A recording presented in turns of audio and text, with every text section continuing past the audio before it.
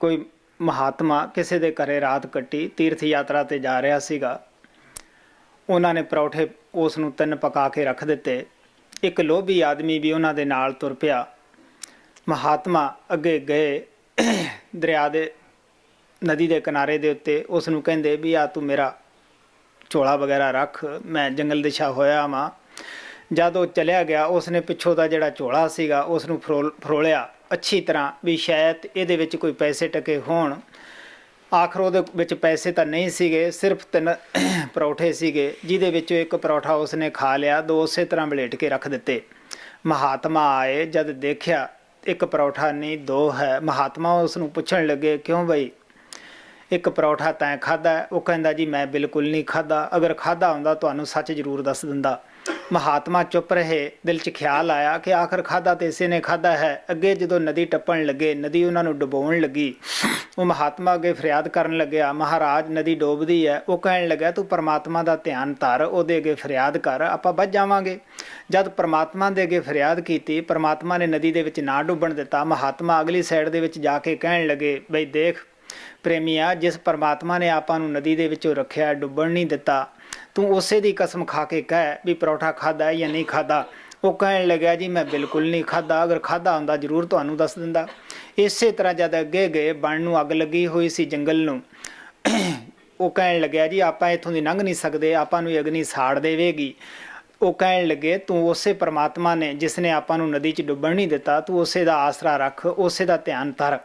आखिर वो जिहड़ी अग्नि सी वो शांत हो गई। जो अगे टप्पे महात्मा नूं कहण लग्या क्यों बई वेख अपनी उसने अग्नि तो बचाया आपां नूं, तू उसे परमात्मा दी कसम खा के कह कि मैं तैं परौठा नहीं खाधा। वो कहण लग्या जी मैं बिल्कुल नहीं, अगर खाधा हुंदा तुहानूं दस दिंदा। अगे जो गए 2 शेर आ रहे सन। वो शेरां नूं देख के फिर वो बेचारा भयभीत होया। कहण लग्या महात्मा जी आपां नूं शेर खा जाणगे। वो कहण लगे देख जिसने पानी च नहीं डुबण दिता, आपां नूं अग्नि तो बचाया, वो शेरां तो भी बचा सकदा है। उसे परमात्मा का ध्यान धर। जब ध्यान तरिया वो शेर भी अलग चले गए। हुण महात्मा सोचते हैं कि तो सच जरूर कहाउणा है, क्योंकि इन्हें मेरी संगत और सोबत करी हुई है। ये की जानेगा कि कोई साधु मिले सीगे। आखिर महात्मा उसनूं कहण लगे अच्छा भी प्रेमिया, असीं तेरे ते बड़े खुश हैं, किसी चीज़ की जरूरत है तो तू सानूं दस सकदा है। वो हुण लोभी आदमी सी। वो कहण लग्या जी पैसों की बड़ी थोड़ है, अगर कोई पैसा थोड़ा बहुता मैनू दे देओ तो बड़ी चंगी गल है। महात्मा ने उत्थे उहनूं कहण लगे अच्छा भाई ठीकरियां रोड़ इकट्ठे कर। जद इकट्ठे कीते कपड़ा पाया। वो कहण लगे तू परमात्मा का नाम लैके इस नूं हथ ला दे, ये सोना बन जाएगा। जद उत्थे सोना बन गया महात्मा ने उस दियां 3 ढेरियां बना दित्तियां। कहण लगे देख एक ढेरी तो भाई मेरी है, एक तेरी है, तीसरी ढेरी उहदी है जिन्हें परौठा खाधा है। लोभी आदमी कहण लग्या महाराज जी मैं इवें तुहानूं दस्सिया नहीं, मैं सच दसदा है परौठा तो मैं ही खाधा सीगा। सो महात्मा सानू किसी ना किसी हिसाब दे नाल सच्चे बनाउणा चाहुंदे है। शब्द नाम की कमाई सिर्फ पवित्र मन ही कर सकता है। Once there was a master who went to one place for doing the satsang, and next morning when he started going, one greedy man accompanied him, and the people in whose house master had stayed the night, they made 3 stuffed chapatis for him for his journey. And when that greedy man went with the Mahatma, they both started going, and there came one point where the Mahatma had to go to attend the call of nature. So he told that dear one, you sit here, take care of my things, I'll be back in few minutes. So this greedy man, because he was greedy and he thought that let me search through the bags of this Mahatma, because he had heard that the Mahatmas always have a lot of wealth, and he thought of getting some wealth from the Mahatma. So he searched through the bags, but he didn't get anything except those 3 stuffed chapatis, and he was so hungry, and moreover he was greedy. So without asking the permission of that Mahatma, he ate one of those 3 stuffed chapatis. And when the Mahatma came back, he said, okay, now let us eat the chapatis which the dear ones had made for us. When Mahatma opened his bag, he was surprised to find only 2 stuffed chapatis there, because he was told that there are 3 stuffed chapatis, and he was wondering that where the 3rd one has gone. So he asked that dear one, tell me that where the 3rd stuffed chapati has gone. That man said that, Master, Maharaji, I don't know. I think that they gave you only two, and I don't have any knowledge of that third chapati. Master kept quiet and he said, "It's okay. You eat one and I will eat the other one." After eating those chapatis, they went. They started walking again, and they came to one river. The river was full of the water, and they had to cross that river. Master was very much confident because he had faith in God, and he knew that he will not be drowned. But that dear one was very much afraid. So even though he was accompanied by a perfect master, but still he was afraid. And when he went with the master in the river, he felt as if he is going to drown. So he requested. He told the master that, "Master, I am afraid that I will be drowned. Do something for me. I feel like I am going to die here." So master said that God has created us and he will protect us. So you should remember him and request him and pray to him so that he may save you. So when that dear one, that greedy man, did the remembrance of God and prayed to him, then he was saved, and both the master and that greedy man, they crossed the river without any problem. So when they had crossed the river, Mahatma thought that now this dear one would speak the truth because God has showered so much grace on him. So he said, "The dear one, you know that God created you and he showered a lot of grace on you. He saved you from this water. Now you should swear by the same God and tell me who ate that third chapati." So he said that, "Master, I don't know. Truly speaking, I don't know anything about it. If I had known about it, I would have definitely told you." Master was very patient and he kept quiet. He said, "Okay," because he knew that sooner or later he will come around and he will speak the truth. So that is why he didn't become impatient, and he said, "It's okay." Again, both of them started walking, and they came to one forest which was on fire. Master was confident and he was not afraid to go through that fire, but that greedy man was afraid. And when they came near the fire, that greedy man felt that the fire will burn him up. So he said that, "Master, the fire is coming and we are caught in the fire. There is no way out. What should we do?" He said that God who has created you, he saved you from the water, and now if you will again remember him and pray to him, he will definitely save you. I have full faith in God. So you do that. So that dear one again remembered God and prayed to him. So he was saved from the fire also.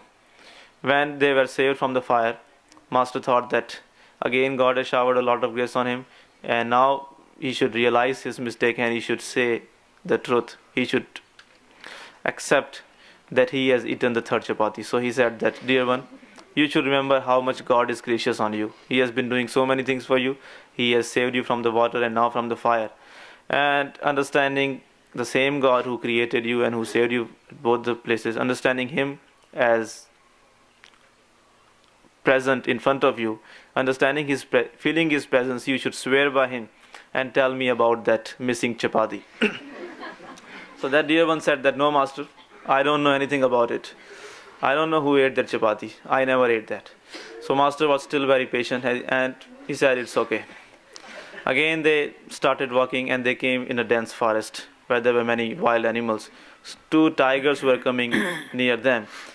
Masters, because they have full faith in God and they know that they know that everything is in the will of God. That is why they are never afraid of any circumstances. So Master was not afraid, but that greedy man was. So he said that, "Master, you see those tigers, they are coming to us and they will kill us, they will eat us. What should be done?" So Master said that you should remember God, because God has saved you many times and he has done a lot for you. If you will remember him, he will definitely save you. You should have faith in him, you should be confident. So according to the instructions, according to the saying of the Master, when he did that, when he remembered God and prayed to him to save him from the tigers, after some time the tigers were no more there. They had gone in some other direction, and in that way they were saved. Now that Master thought that it has been 3 times that this man has been saved by the grace of God, and now he should realize that God is working everywhere, God knows everything, and now he should not lie anymore and he should tell me the truth. And because Master wanted him to speak the truth so that he may get the benefit of his company with the Master.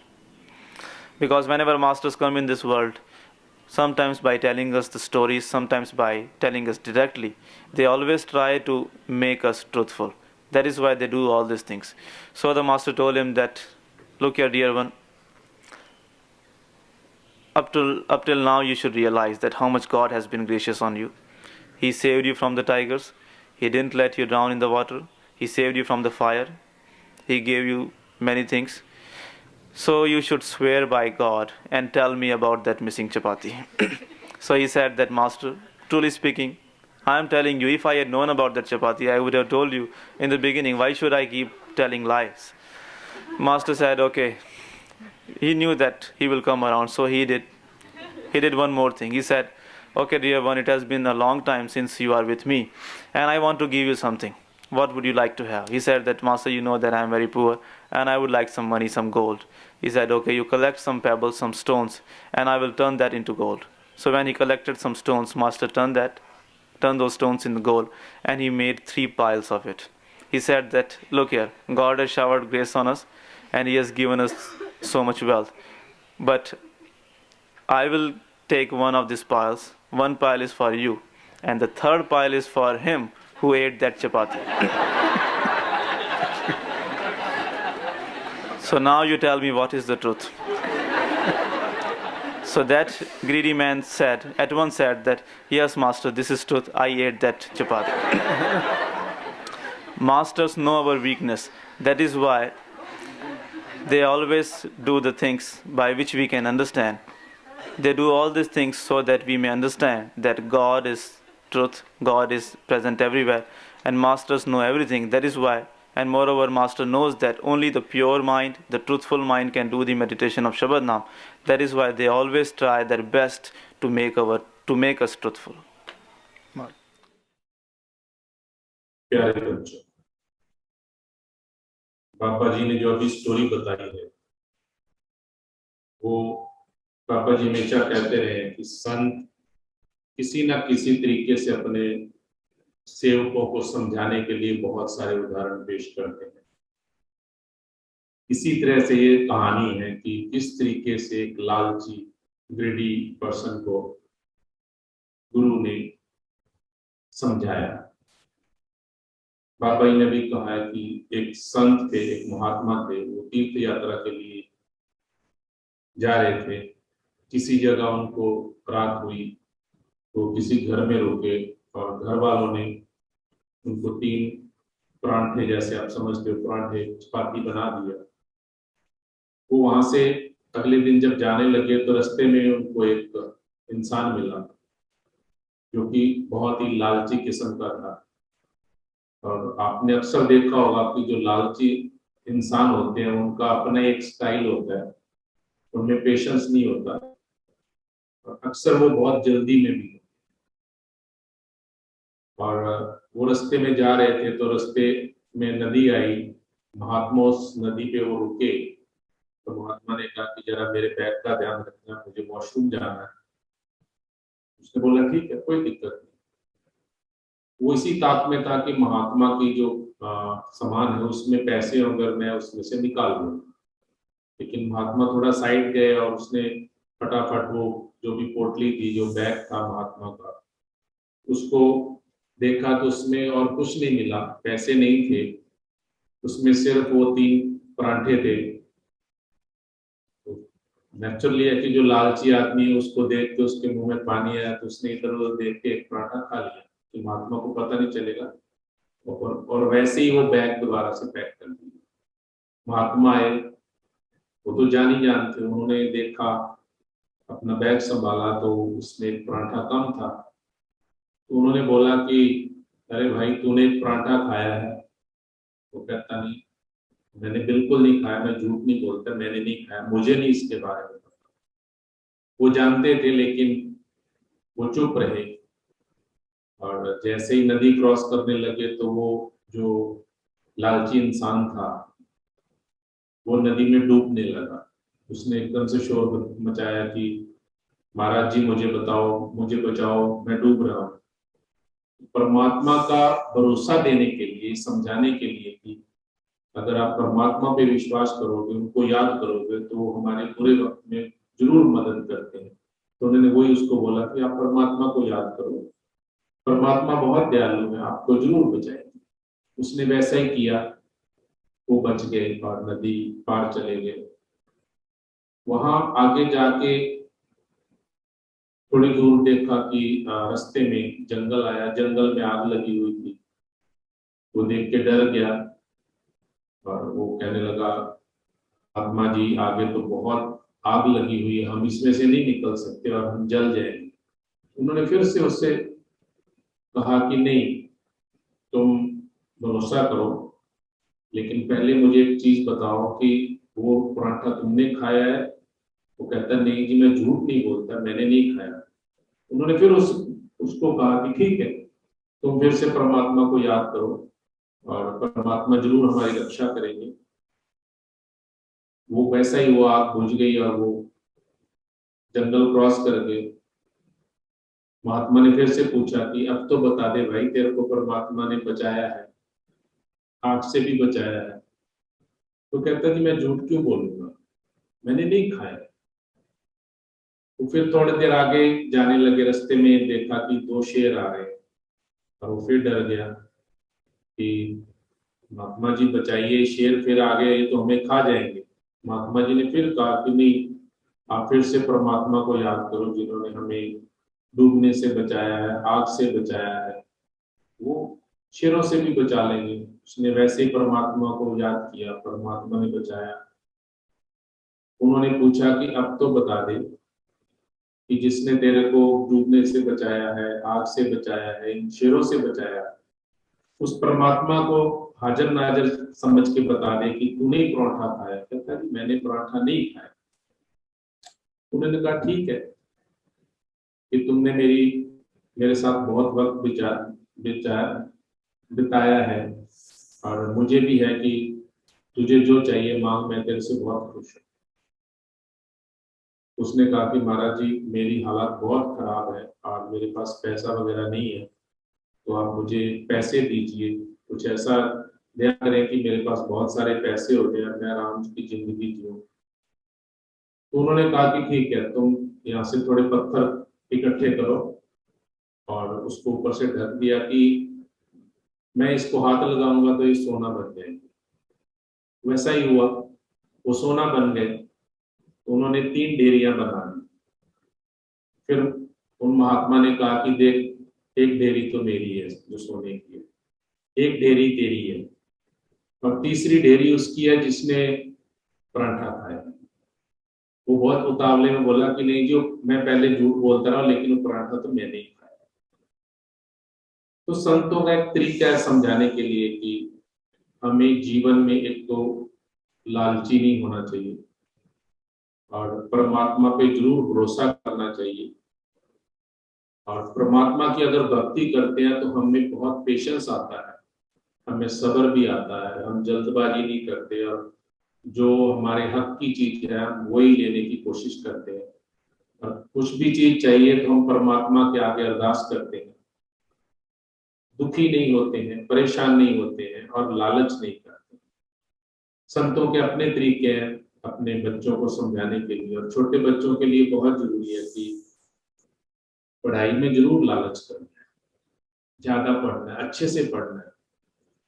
वहां से नहीं कि मैं बस बाबा जी को याद किया और मेरा हो जाएगा, बाबा जी मेरे पे दया करेंगे, लेकिन पहले पढ़ाई करनी है और फिर बाबा जी के आगे प्रेयर करनी है। मैंने देखा है कि जब भी दिल्ली में प्रोग्राम होता था या यहाँ आश्रम में पेपरों से पहले बच्चे आते थे तो पेन लेके आते थे। तो मुझे कहा करते थे, अंकल जी हमने बाबा जी के रूम में तो रख दिए और बाबा जी से तो बेनती कराए, आप भी हाथ लगा दो कि हमारे पेपर अच्छे हो जाए। तो मैं हमेशा बच्चों को हंस के कहता था कि नो डाउट बाबा जी जरूर दया करेंगे, लेकिन मेरे पेन को हाथ लगाने से नंबर अच्छे नहीं आएंगे। नंबर तो आपको अच्छा पढ़ने से ही आएंगे, अच्छा पेपर करने से ही आएंगे। मैं अक्सर बच्चों को यही कहता रहा हूँ कि आप जब भी एग्जाम देने के लिए जाते हैं तो आप अच्छे से पढ़ाई करके जाओ और अपने गुरु के आगे, बाबा जी के आगे प्रेयर करके जाओ। पेपर हाथ में आने पे भी 1 मिनट के लिए आप बाबा जी के आगे बाबा जी का याद करो, सिमरन करो और फिर एग्जाम दो, आपको बहुत अच्छा लगेगा। लेकिन पढ़ाई में जरूर लालच करना है और फालतू चीजें लेने के लिए नहीं। तो बच्चे अक्सर कहते हैं कि एक टॉय मिला मुझे और चाहिए, ये मिला वो चाहिए, वो भी एक लालच है। वैसा लालच कम करना चाहिए और कई बच्चे सेहत का ध्यान नहीं करते हैं, उनको खाने का बहुत शौक होता है, अगर हम एक्स्ट्रा खाते हैं वो भी लालच में ही आता है। पेरेंट्स कहते हैं कि नहीं बस तेरा हो गया और नहीं मिलेगा। मैंने देखा कि कुछ बच्चों को आइसक्रीम का बहुत शौक होता है, आजकल बच्चों को पिज्जा का बहुत शौक है, वो मना किए करने पे भी नहीं मानते। प्यारे बच्चों, अगर वो भी आप ज्यादा खाते हो वो भी लालच में ही आता है। जो चीजें हद में है और जितना हमें जरूरत है उतना खाते हैं, उतना करते हैं, तो वो लालच नहीं है, वो जायज है।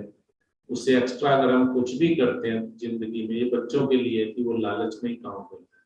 हाँ, सिमरन करोगे, बाबा जी को जितना याद करोगे उसका लालच जरूर करना चाहिए। बाबा जी अक्सर कहते रहे हैं कि ये जितने भी बुराइयां हैं, महात्माओं ने, गुरु ने, परमात्मा ने जब भी ये चीजें बनाई है तो इनका भी एक मकसद रहा था, लेकिन वो चीजें मकसद के जा अक्रॉस अगर चले जाते हैं तो वो खराब हो जाती है।